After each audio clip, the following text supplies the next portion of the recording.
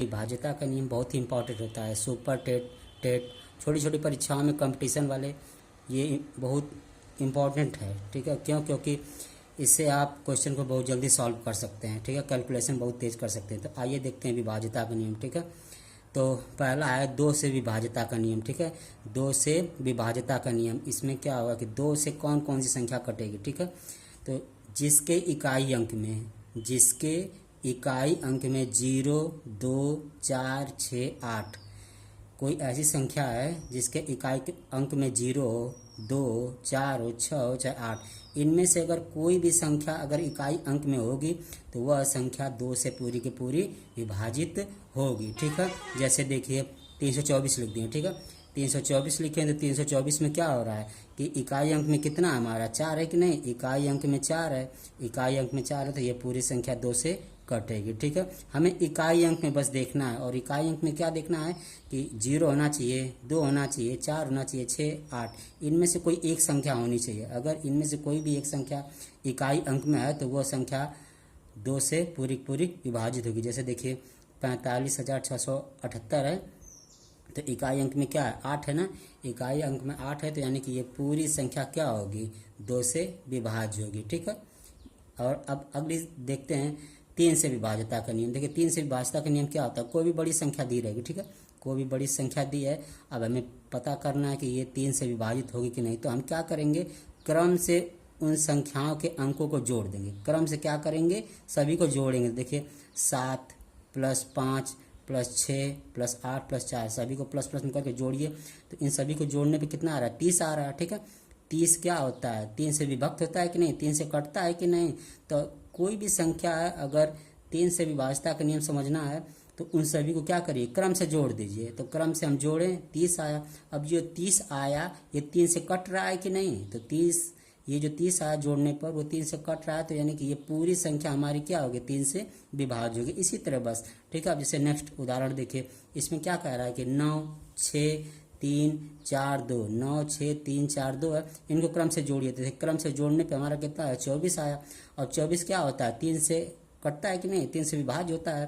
तो यानी कि सभी को हम क्रम से जोड़ेंगे और जो संख्या आएगी अगर वह संख्या 3 से कट रही हो तो यानी कि ये पूरी संख्या क्या होगी 3 से कटेगी। ठीक है, ये 3 से विभाज्यता का नियम है।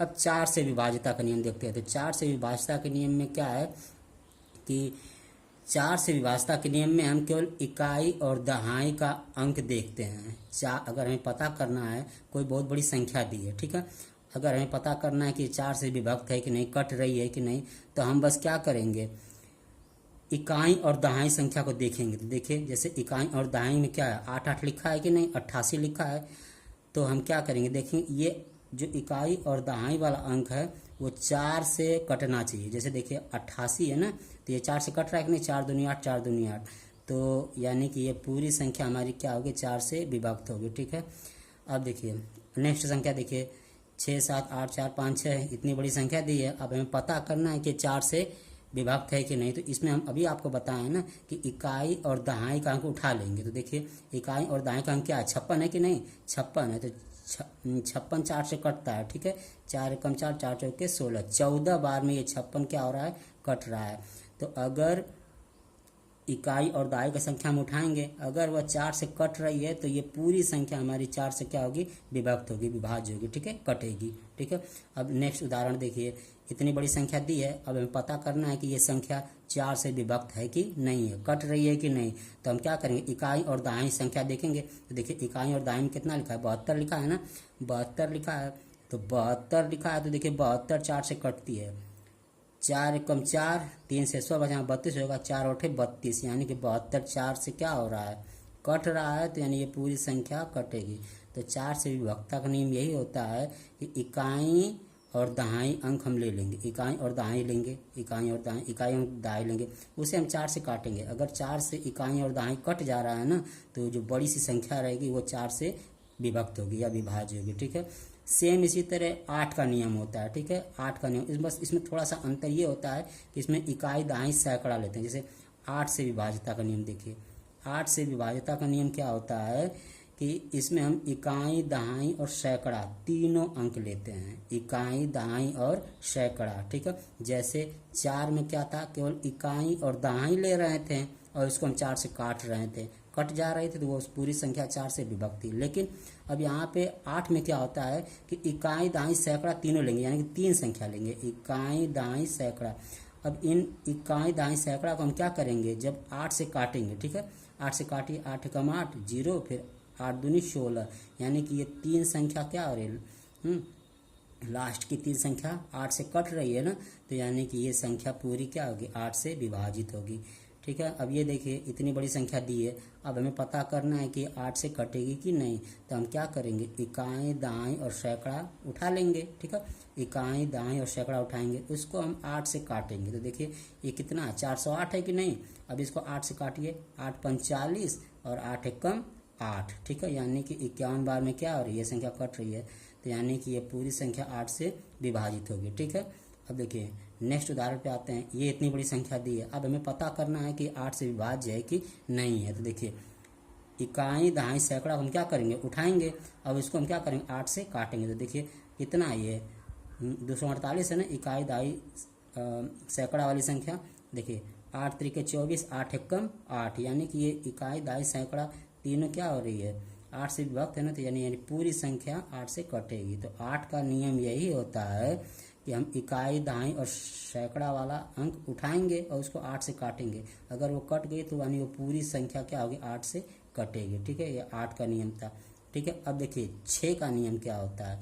6 का नियम होता है कि जो संख्या 2 से भी कटे और 3 से भी कटे, जैसे कोई बड़ी सी संख्या दे दी, अब पूछ रहा है कि ये 6 से विभक्त है कि नहीं, विभाज्य है कि नहीं, तो हम क्या करेंगे, उसमें क्या देखेंगे, उसको ये देखेंगे कि वो पहले देखेंगे 2 से कट रही है कि नहीं, अगर 2 से कट रही है फिर उसको हम देखेंगे 3 से, यानी कि 6 से विभाज्यता का नियम यही होता है कि वो 2 से भी कटनी चाहिए और 3 से भी कटनी चाहिए, ठीक है। तो देखिए ये संख्या हम लिखे हैं 234, इकाई अंक में कितना है, 4 है, तो यानी ये संख्या 2 से तो पक्का कटेगी, ठीक है। अब 3 का नियम क्या होता है, सभी को जोड़िए, तो 2 में 3 जोड़ेंगे 5 और 5 में 4 जोड़ेंगे तो 9 आ रहा है, ठीक है। तो यानी कि ये 3 से भी कट रही है कि नहीं, तो यानी कि ये संख्या जो है वो 2 से भी कट रही है और 3 से भी कट रही है, तो यानी कि ये संख्या 6 से विभाज्य होगी, ठीक है। अब देखिए नेक्स्ट उदाहरण देखिए, 25 38 है कि नहीं। अब देखिए ये देखिए 2 से कट रहे, क्यों, क्योंकि इकाई अंक में 8 है ना, अभी आपको बताया गया कि इकाई अंक में 0 2 4 6 8, अगर इनमें से कोई संख्या होगी तो वो संख्या 2 से विभक्त होगी। देखिए इकाई अंक में 8 है कि नहीं, तो यानी ये पूरी संख्या 2 से तो विभक्त है। अब 3 से देखेंगे, तो 3 का नियम क्या होता है, सभी को क्रम से जोड़िए, 2 में 5 जोड़ेंगे 7, 7 में 3 जोड़ेंगे 10, 10 में 8 जोड़ेंगे 18, यानी जोड़ने पर कितना आया 18, तो 3 से भी कट रही है कि नहीं, तो यानी कि ये संख्या 6 से भी विभक्त होगी। अब इसको देखिए इकाई अंक में क्या है, 2 है, तो यानी कि ये संख्या 2 से तो विभक्त होगी। अब 3 से चेक करते हैं, तो 3 का नियम ये होता है कि क्रम से जोड़िए, तो 9 1 10, 10 2 12, यानी 12 भी 3 से कट रही है कि नहीं, तो यानी ये संख्या 2 और 3 दोनों से कट रही है, तो यानी ये 6 से भी कटेगी। तो यानी 6 से विभाज्यता का नियम यही होता है कि जो संख्या 2 से भी कटे और 3 से भी कटे वही संख्या 6 से विभाज्य होगी, ठीक है। ये 6 का नियम होता है, ठीक है। अब 9 का नियम देखिए, 9 का नियम भी सेम 3 की तरह होता है, ठीक है। जैसे 3 में क्या किया जाता है, सभी को क्रम से जोड़ा जाता है ना, जोड़ने के बाद वह संख्या अगर 3 से कट रही है तो पूरी संख्या हमारी 3 से विभाज्य होगी। सेम उसी तरह 9 से भी किया जाता है, 9 से विभाज्यता का नियम होता है कि सभी को क्रम से जोड़िए, सभी को क्रम से जोड़िए, देखिए 7 में 5 6 8, इन सभी को क्रम से जोड़ेंगे तो 36 आएगा। अब देखिए 36 9 से कट रहा है कि नहीं, 9 चौको 36, तो यानी कि ये पूरी संख्या 9 से कटेगी। इसको भी क्रम से जोड़िए, इसको भी आप क्रम से जोड़ेंगे तो 36 आ रहा है, ठीक है। यानी 9 से क्या हो रही है, 36 कट रहा है ना, तो यानी ये पूरी संख्या 9 से विभाजित होती है। 9 से विभाज्यता का नियम क्या होता है कि सभी को हम क्रम से जोड़ेंगे और जोड़ने पर जो संख्या आई वह 9 से विभाज्य होनी चाहिए, ठीक है। मान लीजिए एक बहुत बड़ी संख्या हम लिख दिए, उसको जोड़ें, आ गया 90, ठीक है, 90 आया, तो यानी 90 क्या 9 से विभाज्य होती है ना, तो वह संख्या 9 से विभाजित होगी, ठीक है। जैसे मान लीजिए एक और उदाहरण ले लेते हैं, कोई भी बड़ा सा उदाहरण ले लीजिए, ठीक है। बड़ा सा उदाहरण आप लेंगे, उसमें क्या करेंगे, सभी को जोड़िए, जोड़ने पे मान लीजिए आ गया 18, तो यानी 9 18 को काटता है कि नहीं पूरा पूरा, तो यानी कि वह संख्या 9 से कटेगी। तो बस 9 का नियम यही होता है कि सभी संख्याओं को क्रम से जोड़िए, जोड़ने पर जो संख्या आई वो 9 से पूरी पूरी विभाजित होनी चाहिए। ठीक है, ये 9 का नियम होता है। ठीक है, अब 11 का नियम देखिए। 11 का नियम बहुत इंपॉर्टेंट है, थोड़ा टफ भी है, इसको समझने की कोशिश करिएगा। ठीक है, देखिए इसमें कोई संख्या दी रहेगी। ठीक है, कोई संख्या देखिए 121, 1331, 616, 3 संख्या हम लिखे हैं। ठीक है, ये 3 संख्या हम लिखे हैं। ठीक है, 3 संख्या लिखे हैं। अब देखिए इसमें क्या होता है, 11 से विभाज्यता का नियम होता है ना कि हम इसमें क्या करते हैं कि सम स्थान वाले अंकों को जोड़ते हैं और विषम स्थान वाले अंकों को जोड़ते हैं, यानी कि एक एक अंक को छोड़कर हम जोड़ते हैं। जैसे देखिए 121 है कि नहीं, इसको छोड़कर इसको हम जोड़ेंगे, इसको हम छोड़ देंगे, इसको जोड़ देंगे, एक में एक जोड़े कितना हुआ, 2 हुआ, और ये 2 को क्या करेंगे, उतार देंगे। अब इसको हम घटाएंगे, 2 में से 2 घटा तो 0। यदि एक एक स्थान छोड़कर जोड़ने पर देखिए एक में एक जोड़े 2 आया, फिर इस 2 को हम क्या किए, यहाँ पे लिख दिए। अब इसको हम घटाएंगे, तो घटाने पे अगर 0 या 11, घटाने पर 0 या 11 आता है ना, तो वह संख्या 11 से विभक्त होती है। जैसे एक में एक जोड़े 2 हुआ, इस 2 को क्या किया, उतार लिए। अब इसको हम घटाएंगे, तो घटाने पे क्या 0 आ रहा है, तो यानी 121 क्या होगी, 11 से विभाज्य होगी। अब 1331 देखिए, अभी हम बताएं ना कि एक एक अंक छोड़कर जोड़ा जाता है। तो देखिए एक में ये 3 जोड़ेंगे तो कितना आ जाएगा, 4 हो जाएगा। 3 में 1 जोड़ेंगे तो ये भी 4 होगा। अब इन दोनों को क्या करेंगे, घटाएंगे, तो घटाने पे कितना आया, 0 आया ना, तो यानी कि ये संख्या 11 से विभाज्य होगी। ठीक है, ऐसे होता है। 0 आना चाहिए घटाने पर है, चाहे 11 आना चाहिए घटाने पर। अगर 0 या 11 में से कोई भी आ रहा है तो यानी कि ये संख्या 11 से विभाज्य होगी। देखिए नेक्स्ट उदाहरण देखते हैं, 616 है। ठीक है, 616 है, इसमें हम अभी बताया ना कि एक एक अंक छोड़ के जोड़ा जाता है। तो इसको हम छोड़ देंगे, तो 6 में 6 जोड़े तो कितना हुआ, 12 होगा। इस एक को हम क्या किए, उतार लिए। ठीक है, एक को क्या किए, उतार लिए। अब 12 में से 1 घटाएंगे, कितना बच रहा है, 11 बच रहा है ना। तो अभी आपको हम बताएं कि एक एक अंक छोड़कर हमें जोड़ना है, फिर उनको क्या करेंगे, आपस में घटा देंगे। घटाने पर 0 आए चाहे 11 आए, घटाने पर 0 आए चाहे 11 आए, तो वह संख्या हमारी क्या, 11 से पूर्णतः विभक्त होगी। ठीक है, ये नियम होता है। ठीक है, अब देखिए एक ये बड़ी संख्या ले ली है, ये 8 है। ठीक है, ये कितना है, 8 है। अब इसको हम क्रम से एक एक स्थान छोड़कर जोड़ेंगे। 3 में 0 जोड़े, ठीक है, फिर 6 जोड़े, फिर 5 जोड़े, फिर ये हमारा 8 है, इसको जोड़े तो कितना आया, 22 आया।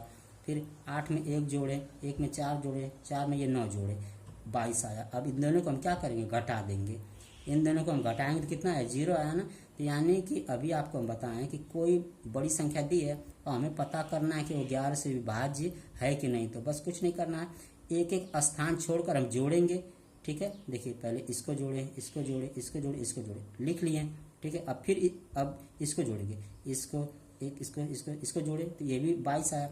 अब इन दोनों को क्या करेंगे, घटाएंगे। तो घटाने पे अगर 0 आया चाहे 11 आया, ठीक है, घटाने पर 0 आना चाहिए चाहे 11 आना चाहिए।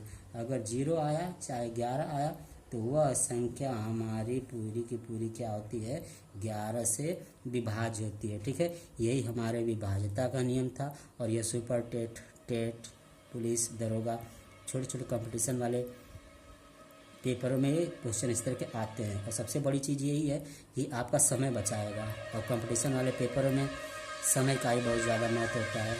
ठीक है, नमस्कार।